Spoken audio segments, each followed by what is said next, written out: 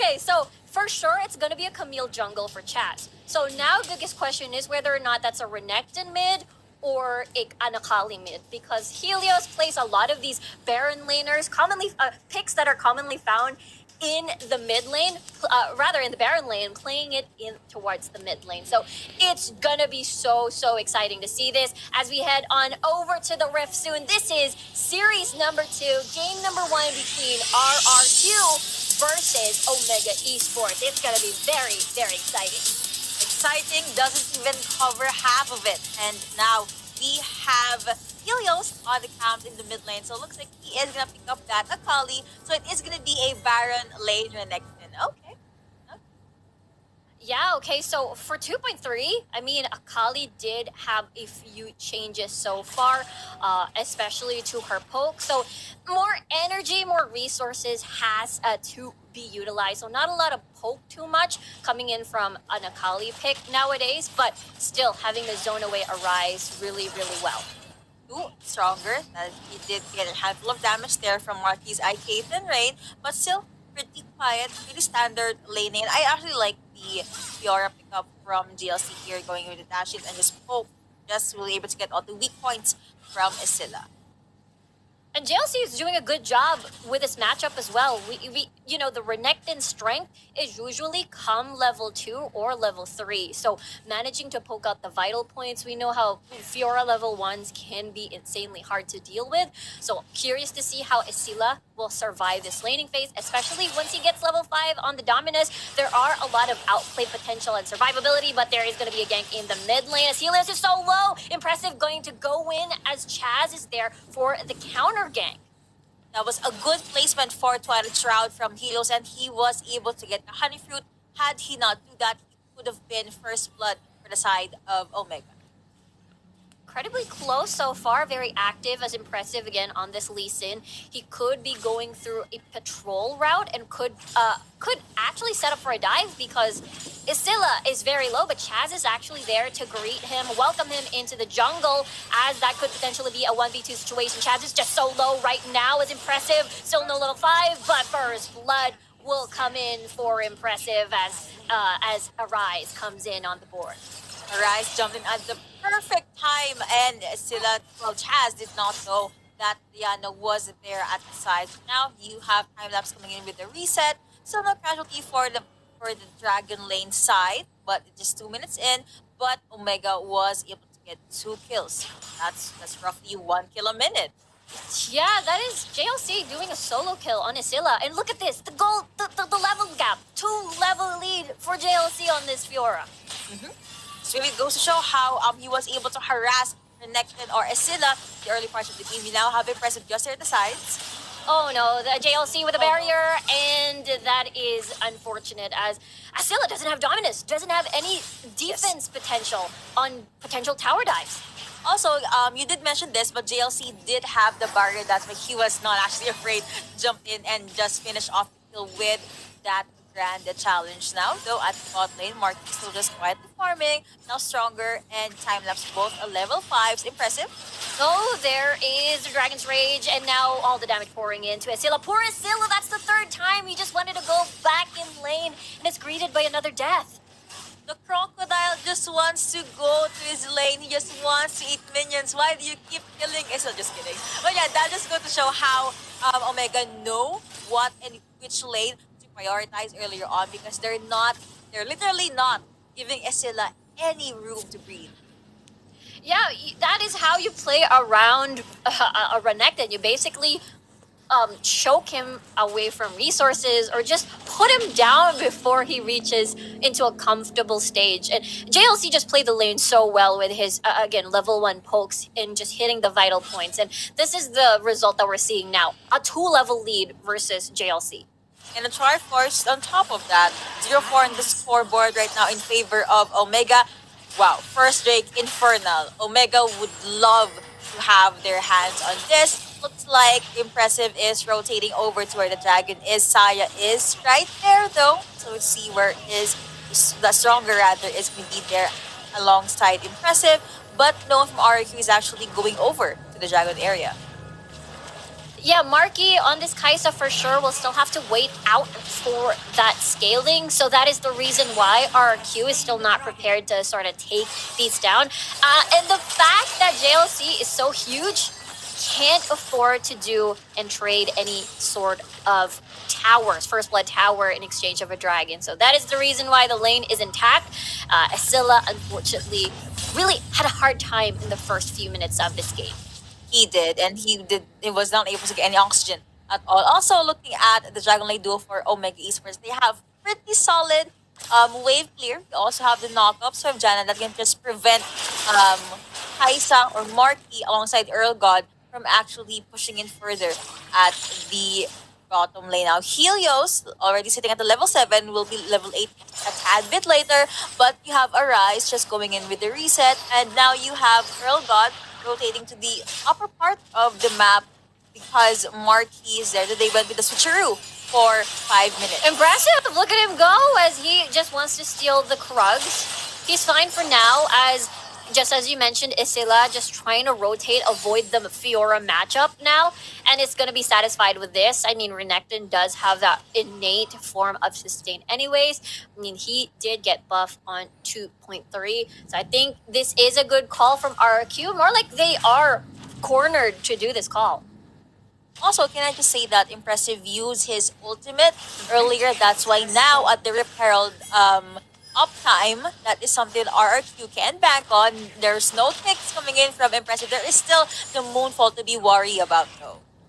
Yeah, a lot of kits, a lot of tools for Omega to sort of utilize on the team fights. And for RRQ, they still have to wait. That's the thing. The reason why you pick up a Renekton pick is that it can transition you well, cover early to mid game. It can get incredibly strong, but what happens if the early game doesn't work out as JLC played the lane up so well? Now Omega gets another objective on the board. Helios can't even roam around and even go with the assassination plays because of this. The translation just hurt the early game of RRQ, but I guess for now, Asila is holding. He's not gonna go with 2v1s, but he is holding out in the lane just fine. JLC protecting his turret. He did go with the dash in, but no, that is not gonna connect. The rest of the squad is already here. Impressive with the Proto Belt kick to 2. Knock up Chaz is going to be the main target, but the stun kicks in with Chaz very low. And now the Echo being used just to, Encore rather, just to back away.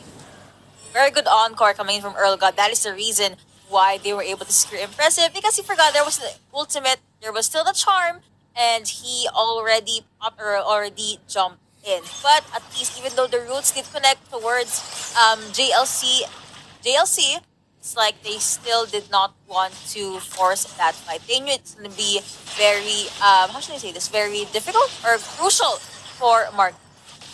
Yeah, I think their target was Marky. I mean, when we look at the Mindanao group stages, there were a few instances where Marky may not have the best position, and I feel like, Omega was a little bit excited to sort of pursue that opportunity that sort of presented itself, but good call from RRQ. The ult coming from Earl God was really greatly timed. Chaz is able to get the stun on Impressive, so the punish potential is definitely there in case Omega becomes, just wants to make these aggressive calls. I think that Omega, they still can't go full on aggressive. It just gives space for Marky to go and secure the farming. We'll get to see him secure first or second item, core item later on. But now, Dragon is gonna be up, and I believe that RRQ, they're in a much better position to take this time around. But will they though? Because Omega already has their eye on this Dragon. Yeah, a little bit difficult. A little bit difficult considering that you did rotate Marky at topside, so there is really not a lot of opportunity to attempt a steal or maybe a fight to the Dragon. I forgot which caster said this, but RQ is the kind of team that doesn't mind giving out dragons. Instead, they will just focus on your turrets. And we can see that now in game number 1. Yeah, it looks like they are now because the Renekton plan basically sort of did not work out. They are now banking on Marky. So now their goal is to slow the game down and see and deny any sort of additional gold away from Omega and hope to see the monster Marky on this Kaisa late game scaling.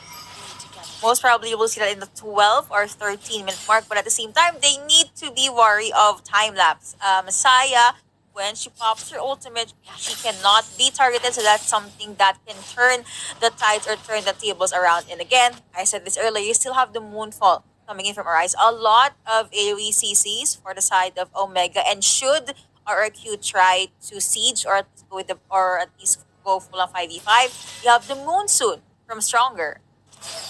Yes, there is that solid disengage coming from Stronger. So it is a little bit difficult for Helios to find an opportunity, but this could be the deal as the flank is trying to be set up by Omega here near the brush, but they are not going to be too greedy. Again, this is a team where they are the type that, nope, okay, blue buff secured by Chaz over there. But yeah, they are the team that doesn't do anything too extra, but doesn't do anything too less. Just the right call. So now, Baron being secured, I don't think RQ has a chance as Chaz is walking into this. There's the Monsoon as the additional safety of pushing away Chaz. No steal is going to happen as he will fall. Killed by Arise, and more kills to come as the Moonfall will be activated. On towards Asilla, the dash coming in by Arise, but looks like they are already too far to pursue this. You know what? Earl God actually did the perfect initiate there. He was able to charm 3 champions. Why didn't RRQ win that? That's because Impressive was able to zone out Helios on this Akali. Akali was not able to assassinate anyone earlier on, and Marky was too far in the back line. So that was a safe call for Omega, and that's one important ultimate down for RRQ. Yeah, that is absolutely huge for the side of RQ. Good thing, good news though. I don't think there's going to be a fight anytime soon.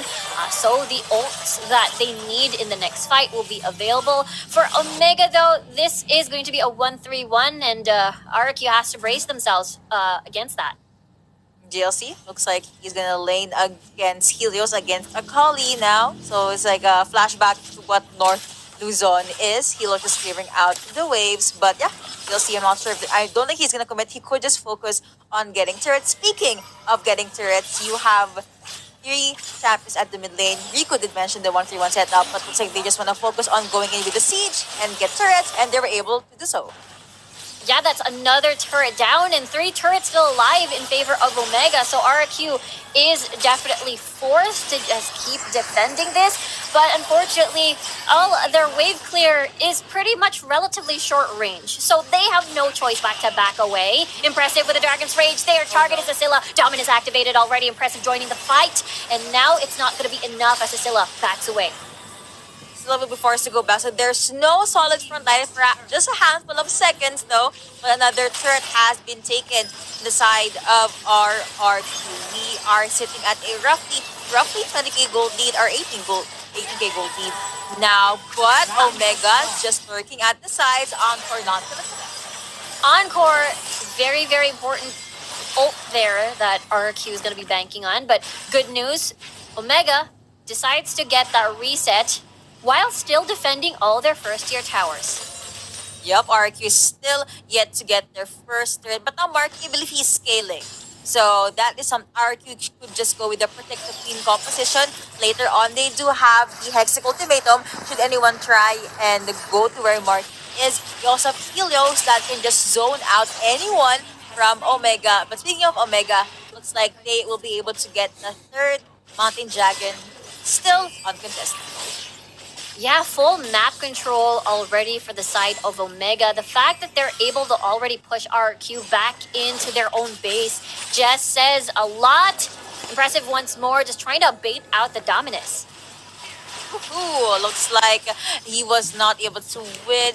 Well, he was able to pop Dominus out from Estilla, forcing this Baron laner to just go with the plays or pop his skills out. Were they talking earlier on? Anyway, Baron is going to be up in 7 seconds. You only have Camille up top, but he was seen by time lapse, and Camille just forced to hook shot away, but Impressive actually gets it in, and the stun does not connect as the hook shot will be greeted. Oh, no. JLC with a warm smile, and now double moonfall. And add another kill. Chaz and Earl got out of the picture, and now it's a free Baron.